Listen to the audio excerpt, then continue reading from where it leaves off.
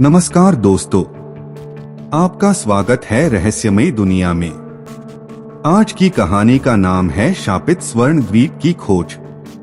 चलिए कहानी शुरू करते हैं। समुद्र, वह अनंत, नीला और रहस्यमय संसार, जहां हर लहर एक कहानी कहती है और हर गहराई अपने भीतर एक रहस्य छुपाए बैठी है।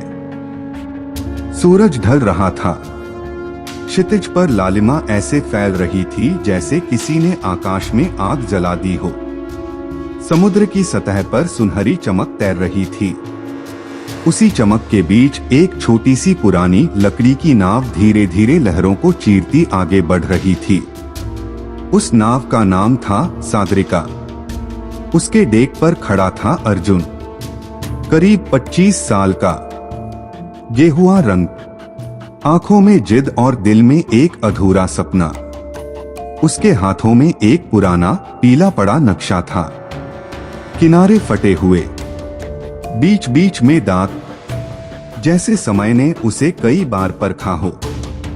यह नक्शा उसके दादाजी की आखिरी निशानी था। गांव में लोग कहते थे अर्जुन के दादा पागल थे। स्वर्ण द्वीप जैसी कोई जगह नहीं होती। उन्होंने अपना जीवन एक झूठ के पीछे बर्बाद कर दिया। लेकिन अर्जुन ने अपने दादा की आंखों में वह चमक देखी थी। वह पागलपन नहीं था, वह विश्वास था। मरने से पहले दादा ने उसका हाथ पकड़ा था और धीमे से कहा था, नीला अनंत सच है। अगर साहस हो तो उसे ढूंढ लेना। अर्जुन ने गहरी सांस ली। दादा, मैं आपका सपना पूरा करूंगा। उसने लंगर उठाया और यात्रा शुरू हो गई। समंदर का बदलता मिजाज। पहले 2 दिन शांत रहे। हवा साथ दे रही थी, आसमान साफ था। लेकिन तीसरे दिन दोपहर तक सब बदल गया। दूर क्षितिज पर काले बादल उमड़ने लगे। हवा अचानक भारी हो गई। फिर एक तेज झोंका आया और देखते ही देखते समुद्र का मिजाज बदल गया। लहरें उग्र हो गई। आसमान गरजने लगा। बिजली समंदर पर गिरती तो पानी सफेद चमक उठता। नहीं, अभी नहीं, अर्जुन बुदबुदाया। लेकिन तूफान किसी की सुनता नहीं। 20 फुट ऊंची लहरें सागरिका पर टूटने लगी। नाव हिलने लगी, लकड़ियां चरमराने लगी। अर्जुन ने पतवार को कसकर पकड़ लिया। उसके हाथों से खून निकल आया, लेकिन उसने पकड़ ढीली नहीं की। अचानक बिजली की तेज चमक ने समुद्र को कुछ पल के लिए उजला कर दिया। और उसी पल अर्जुन ने देखा, पानी के नीचे एक विशाल काली आकृति, जैसे कोई दैत्य गहराइयों में उसका पीछा कर रहा हो। तभी एक विशाल लहर आई। नाव हवा में उठी और जोर से नीचे गिरी। एक भारी लकड़ी का टुकड़ा अर्जुन के सिर से टकराया। दुनिया घूम गई। सब अंधेरा हो गया। लुटेरों का आगमन। जब अर्जुन की आंख खुली, सूरज सिर के ऊपर था। समुद्र शांत था। सागरिका एक अजीब सी काली चट्टान के पास अटकी थी। लेकिन वह अकेला नहीं था। सामने एक विशाल काला जहाज खड़ा था।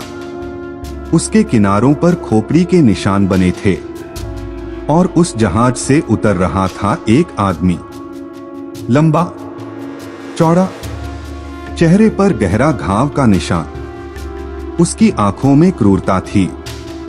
वह था कालिया, समुद्री लुटेरों का सरदार। उसने अर्जुन के हाथ से नक्शा छीन लिया। तो तू भी उसी झूठ के पीछे भाग रहा है, वह हंसा। लुटेरों ने अर्जुन को बांध दिया, लेकिन कालिया ने उसे मारा नहीं। वह जानता था नक्शा पढ़ने वाला चाहिए। गहराई का राक्षस। जैसे ही जहाज नक्शे के निशान के करीब पहुंचा, समुद्र एकदम शांत हो गया। इतना शांत कि डर लगने लगे। अचानक जहाज जोर से हिला। फिर नीचे से कुछ भारी टकराया और फिर पानी फटा। उसमें से निकली विशाल भुजाएं। एक भयानक समुद्री राक्षस। उसकी त्वचा काली, आंखें लाल, दांत तलवार जैसे। वह जहाज को जकड़ने लगा। लुटेरे चीखने लगे। अर्जुन ने मौका देखा। उसने अपने बंधन खोले, एक जलती मशाल उठाई और बारूद के ढेर में फेंक दी। भीषण धमाका हुआ। राक्षस दर्द से तड़पकर समुद्र में डूब गया, लेकिन जहाज भी टूटने लगा। अर्जुन ने लाइफ बोट पकड़ी, नक्शा छाती से लगाया और पानी में कूद गया। स्वर्ण द्वीप का सत्य। सुबह वह एक टापू के किनारे पड़ा था। सामने घना जंगल, अजीब पक्षियों की आवाजें। नक्शे के निशान का पीछा करते हुए वह एक विशाल गुफा तक पहुंचा। अंदर प्रवेश करते ही उसकी आंखें चौंधिया गईं।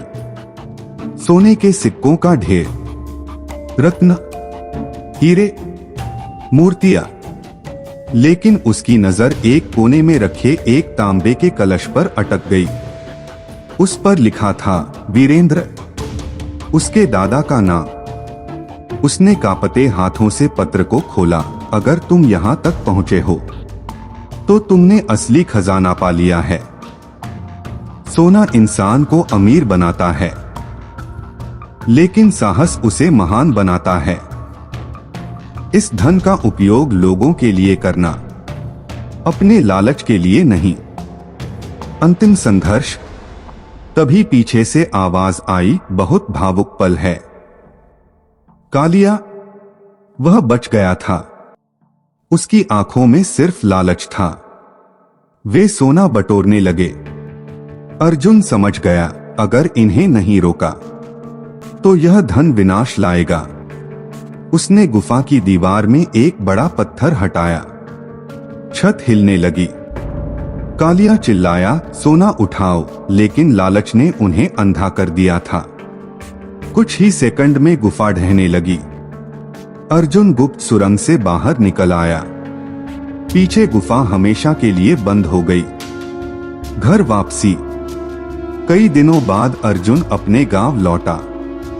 उसने बस उतना धन लाया था जितना जरूरी था। उसने गांव में स्कूल बनवाया, अस्पताल बनवाया। गांव समृद्ध होने लगा।